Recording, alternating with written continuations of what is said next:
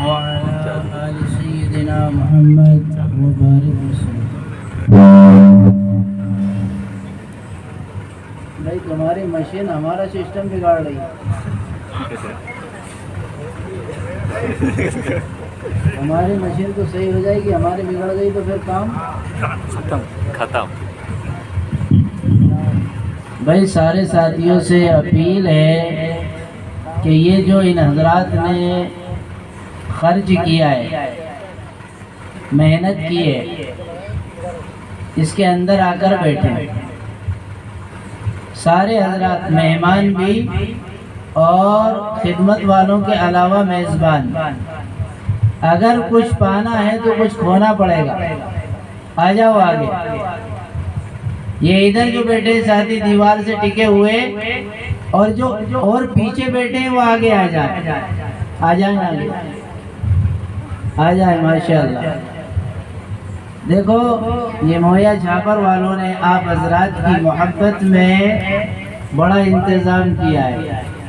इस इंतज़ाम की कदर करें आप हजरात। आ जाए भाई। जो आगे बढ़ता है अल्लाह उसे आगे बढ़ाते हैं। अच्छा सब चाहते हैं ना हम आगे बढ़ना, चाहता है यार आदमी, लेकिन चाहते कहाँ हैं? दुनिया में, आखिरत में नहीं चाहते। आखिरत के चाहने वाले सहाबा थे। और हम कब चाहेंगे? जब किताब खुल जाएगी। काश उस किताब के खुलने से पहले हम बात को समझ लें। दोस्तों मेरी तकरीर तो अल्हम्दुलिल्लाह आप सुनते ही रहते हैं और मैं सुनाता रहता हूँ, कभी जुमे में, कभी जोड़ में, कभी कहीं। तो असल मेरा मकसद तो ये नहीं है कि मैं आपका वक्त जो है ज़ाये करूं, लेकिन एक तरतीब होती है कि कोई प्रोग्राम किया जाए और किसी बड़े के आने का इंतज़ार हो तो रोड पर भी झाड़ू लगाई जाती है, रास्तों पर भी झाड़ू लगाई जाती है, मकान भी झाड़ा जाता है, बल्कि यहाँ तक कि और क्या बोलते हैं उसको, उसके अंदर और तरमीम की जाती है, डेकोरेशन किया जाता है। तो ये ऊपरी चीजें हैं, सारी दुनियावी चीजें हैं। इसी तरीके से दिल पे भी झाड़ू लगना चाहिए।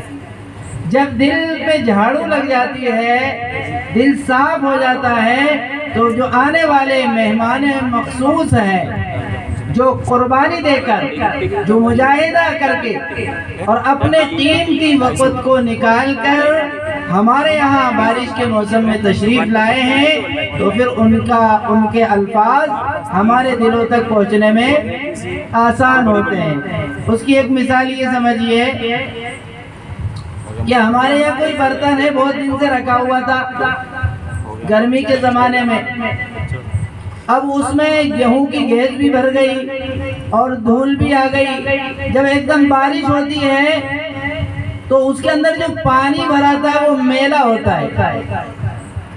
उसको इस्तेमाल के लिए ना इंसान कर सकता है और ना कोई जानवर को अगर पेश किया जाए तो वो क्यों कि उसके अंदर वो सफाई नहीं थी, साफ नहीं था। इसलिए जो बारिश का पानी तो पाक था, साफ था, लेकिन वो बर्तन के मेले कुचेले होने की वजह से जो बारिश बरसाई गई वो पानी काम का नहीं बना, बेकाम हो गया।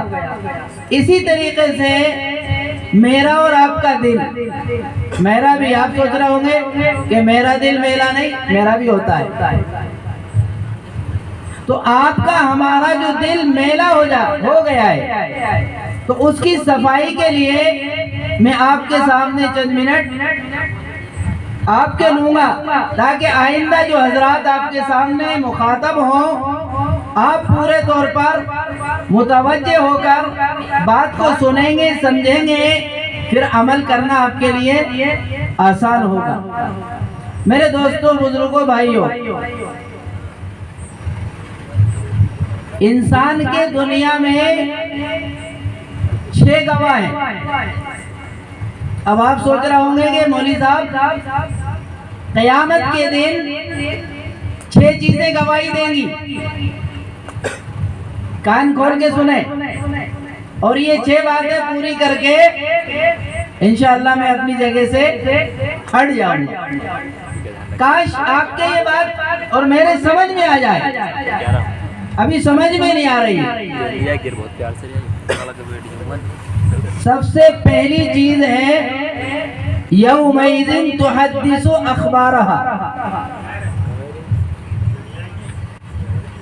भाई ये जो इधर उधर चल फिर रहे हैं, मेहरबानी फरमाकर जलसे को कामयाब बनाएं। मौलाना इरफान साहब ने कहा है कि भाई जो अहले इल्म हजरात हैं वो इधर तशरीफ ले आए। हाँ, मैं नाम लूंगा तो थोड़ा अच्छा नहीं लगेगा। जो भी किसी मदरसे से, किसी मस्जिद से और जो हमारी एक जमात के साथी है, आपका मकाम ये है, इधर आइए, तशरीफ ले आए। तो अच्छा क़यामत का दिन कायम होगा।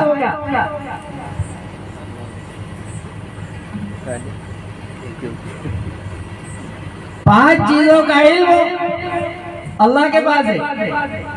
भाई इरफान मुझे पर्ची दे देना। नंबर 1 बारिश का इल्म अल्लाह को है। हाँ, ये जहन में बिठा ले। 5 चीजों का इल्म अल्लाह ने 1.25 लाख नबियों को भेजा है।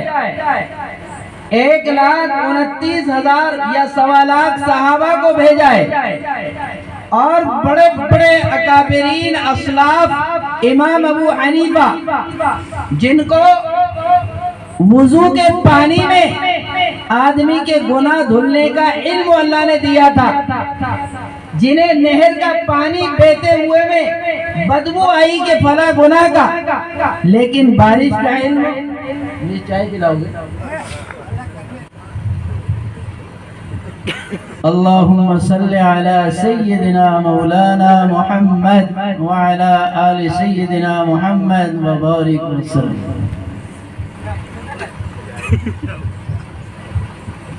इमाम अबू हनीफा रहमतुल्लाह अलैह को पानी का इल्म नहीं दिया था। और आजकल दोस्तों बाबाओं को बारिश का इल्म है। जिनका ढेला लेना नहीं आता, जिनको नमाज पढ़ना नहीं आती, जिनको कुछ नहीं मालूम, उनको मालूम है। नहीं, बाबाओं को इल्म नहीं होता पानी का, ये दिमाग में बिठा लो। सब लोग अल्लाह के मोहताज हैं, अल्लाह किसी के मोहताज। 5 चीजें याद रख के ले जाना।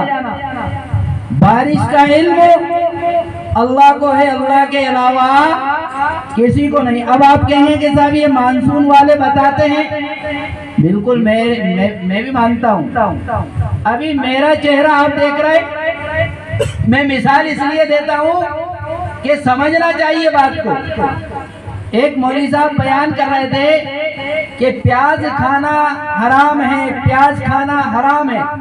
एक साहब टेका लेके बैठे थे, झूम रहे थे, हिसाब किताब जोड़ रहे थे, सोयाबीन की दवा कौन सी डालेंगे तो क्या फायदा होगा। अब एकदम नींद खुली तो उनको सुनाया कि प्याज खाना हराम है, उनको सुना गया कि प्याज खाना हराम है।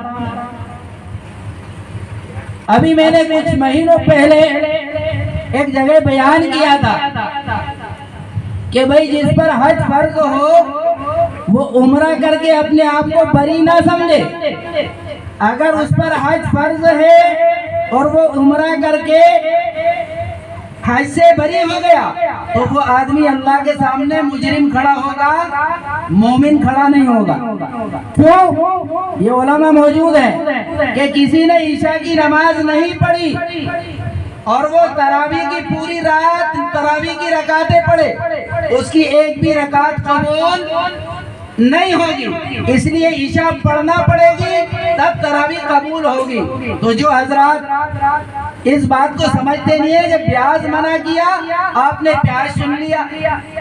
तो याद रखें, जिस पर हज फर्ज है वो उम्रा करके हज का बदल समझे, वो हिदायत पर नहीं है, गुमराही पर है। मेरी बात को नोट करें, मेरी बात को नोट करें। जो आदमी हज का बदल उम्रे को समझे वो हिदायत पर नहीं है, वो गुमराही पर है। हाँ, अगर वो हज की उम्मीद रखता है, तरतीब बनाता है, हज करने की कोशिश मेहनत करता है, तो वो हर साल उम्रे को जाए, हर 6 महीने में जाए। लेकिन अगर हज का बदल समझेगा, अल्लाह के यहाँ वो नेक बंदा, उसको हज के गुनाह का हिसाब देना पड़ेगा।